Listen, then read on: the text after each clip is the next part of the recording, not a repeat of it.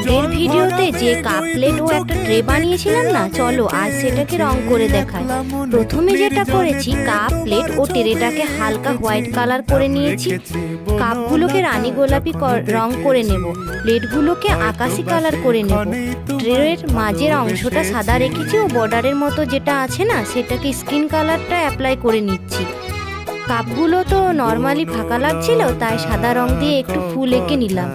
ট্রের বর্ডারটাতে skin colour করেছিলাম, সেখানে গোলাপি রং দিয়ে কিছু ডট ডট মতন একটু ডিজাইন করে নিয়েছিলাম।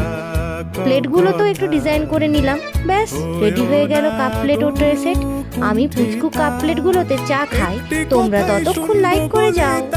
টাটা। বলবে কি গো, আমিও তো তোমায় ভালোবেসেছি। একটি কথাই শুনবো বলে তাই তো কাছে এসেছি।